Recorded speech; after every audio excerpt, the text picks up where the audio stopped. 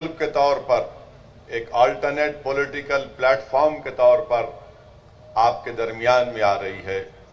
इसीलिए मैं आपसे अपील कर रहा हूं, गुजरात की आवाम से अपील कर रहा हूं, मैं खास तौर से आदिवासी भाइयों और बहनों से, हमारे मुसलमान भाइयों और बहनों से, हमारे दलित भाई और बहनों से और ख़ास तौर से हमारे ओबीसी भाई और बहनों से अपील कर रहा हूं कि आप इस विकल्प की सरपरस्ती करिए, इसकी आप तायीद करिए। ये एक जो पौधा हम गुजरात में लगा रहे हैं, ये सिर्फ इलेक्शन की हद तक नहीं है। सिर्फ इलेक्शन में कामयाबियां हासिल करने का हमारा मकसद सिर्फ नहीं है, बल्कि मकसद ये है कि यहाँ की गरीब आवाम को इंसाफ मिल सके, यहाँ के आदिवासियों को उनकी ज़मीनें उनसे ना छीनी जाए, किसी दलित और मुसलमान को किसी हुकूमत उन पर नाजायज जुल्म ना कर सके। और पूरी लड़ाई का मकसद ये है कि जो बाबा साहिब अम्बेडकर का बना हुआ संविधान है, जिस संविधान ने हम तमाम को हुकूक दिए, राइट्स दिए, उन राइट्स को हासिल किया जाए। और मैं आपसे ये बताने आया हूं कि याद रखिए, हमारे मुल्क भारत की जमहूरियत की तल्ख हकीकत ये है कि अगर आप ये चाहते हैं कि आपसे इंसाफ मिले, अगर कोई आदिवासी चाहता है कि शेड्यूल 5 का इम्प्लीमेंटेशन हो, अगर कोई मुसलमान ये चाहता है कि मुझे गैर जरूरी किसी झूठे इल्जाम में जेल में डालकर मेरी जवानी को सड़ा ना दिया जाए, अगर कोई दलित भाई हमारा ये चाहता है कि मुझे नक्सलाइट कहकर जेल में ना डाल दिया जाए, बल्कि बाबा साहेब अम्बेडकर के संविधान के तहत मुझे अपना हक मिले, तो याद रखो, सिर्फ नारे लगाने से, सिर्फ आंसू बहाने से, सिर्फ घुटन की जिंदगी गुजारने से या घर के दरवाजे और तनबियों को बंद करने से कोई आसमान से उतरकर या जमीन से निकलकर तुमको तुम्हारा हक नहीं देगा। भारत का संविधान आपसे ये कहता है कि अगर तुम हिम्मत वाले हो, अगर तुम्हारे सीनों में एक धड़कता हुआ दिल है, अगर तुम सिवाय अल्लाह के किसी से नहीं डरते, तो जमहूरियत में सालों सिर्फ वोट डालने वाले मत बनो, वोट हासिल करना भी अपना मकसद बनाओ।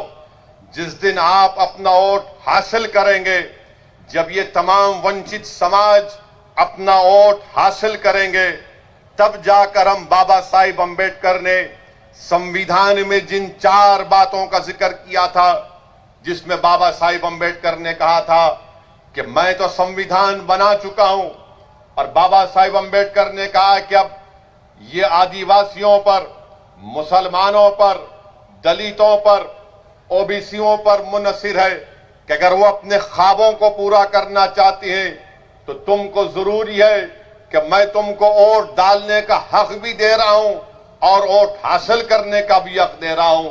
भारत का संविधान, जो हमारे संविधान बनाने वालों ने हमसे क्या कहा कि अगर तुम लिबर्टी हासिल करना चाहते हो, आजादी हासिल करना चाहते हो, अगर तुम इक्वालिटी हासिल करना चाहते हो, मसावात हासिल करना चाहते हो, अगर तुम जस्टिस हासिल करना चाहते हो, इंसाफ, अगर तुम फ्रेटर्निटी हासिल करना चाहते हो, भाईचारगी, तो याद रखो, तुमको अपने मुकद्दर के फैसले खुद करना पड़ेगा। और तुम अपने मुकद्दर के फैसले उस वक्त करोगे जब तुम एक सियासी ताकत बनोगे। तुम सियासी ताकत उस वक्त बनोगे जब तुम अपने वोट से अपने नुमाइंदों को कामयाब करोगे। और कौन तुम्हारे नुमाइंदे होंगे? जो कांग्रेस, बीजेपी और दूसरी पार्टी का नहीं होगा, बल्कि तुम्हारे ही दरमियान से तुम किसी एक दीवाने को या फिर तुम्हारी बहन को तुम जब कामयाब करोगे, वो जब तुम्हारे नुमाइंदे तुम्हारे वोट से कामयाब होकर गुजरात की असेंबली में जाएंगे, तो उनकी जबानों पर ना मोदी का खौफ होगा, ना कांग्रेस का खौफ होगा, बल्कि उनकी जबानों पर तुम्हारी नाइंसाफियों की दास्तानें होंगी, उनकी जबानों पर इंसाफ की मुतालबा होगा। यही पैगाम देने के लिए हम आए हैं, यही पैगाम और हमारा मकसद एक ही है। इसीलिए आज हम छोटू भाई वसावा के साथ खड़े होकर उनसे कंधे से कंधा मिलाकर हम ये लड़ाई लड़ना चाहते हैं। मैं आपसे अपील कर रहा हूं कि आप ना सिर्फ इसमें साथ दीजिए बल्कि हमारे लिए दुआ करिए। और आपसे अपील कर रहा हूं, याद रखो, जमहूरियत में डरने से कुछ हासिल नहीं होता। जमहूरियत में सिर्फ खामोश बैठने से कुछ हासिल नहीं होता।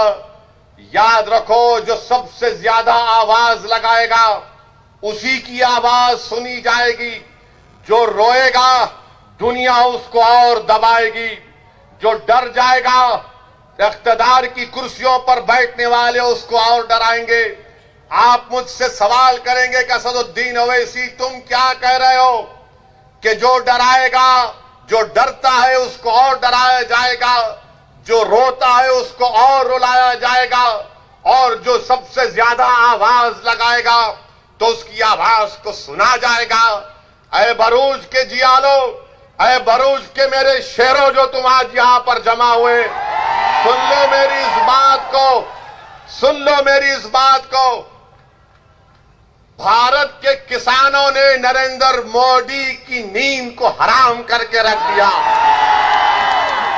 वो किसान निकल कर आए, वो किसान निकल कर आए, हजारों की तादाद में निकल कर आए, नारे लगाए, दिल्ली को अपना ट्रैक्टर लेकर आया।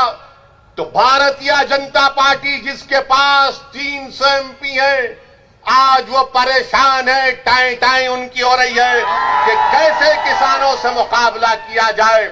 वही इत्तेहाद के मजाहरे, वही जमहूरियत के मजाहरे आपको गुजरात में करना पड़ेगा, क्योंकि नरेंद्र मोदी, बीजेपी जानती है कि संसद में, विधानसभा में इनके पास इतनी ताकत है कि जो लोग चुन कर जाते हैं वो गूंगे बन जाते हैं, जिनको वोट डालकर भिजाया जाता है वो अंधे हो जाते हैं, बहरे हो जाते हैं। इसीलिए जमहूरियत आपसे मुतालबा कर रही है। अंबेडकर का संविधान तुमसे कह रहा है कि अगर तुम जिंदा कौम हो तो हरकत करो, हरकत में बरकत है। तुम्हारी खामोशी दुनिया को पैगाम दे देगी कि तुम जिंदा कौम नहीं हो। जिंदा कौम का मतलब यह है कि जिंदगी का सबूत देना है। मैं हमारे आदिवासी भाइयों से कहना चाहूंगा कि भारत के संविधान में जयपाल सिंह मुंडा ने जो कुर्बानियां दी हम उनको सलाम करते हैं। यही जयपाल सिंह मुंडा थे जिन्होंने आदिवासियों के लिए शेड्यूल 5 का जिक्र संविधान में किया था। मेरे अजीज दोस्तों और बुजुर्गों, ये हमारी लड़ाई हमारी बका की लड़ाई है। ये हमारी लड़ाई हमारे संविधान को बचाने की लड़ाई है। हमारी लड़ाई इस मुल्क में अमन को मजबूत करने की लड़ाई है।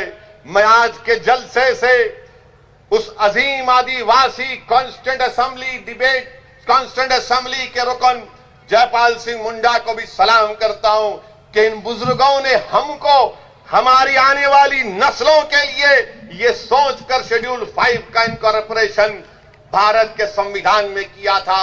मैं आज के जलसे में मोहतरम जनाब अहमद पटेल साहब को भी खराज अकीदत पेश करना चाहूंगा। ये उनकी सरजमीन है।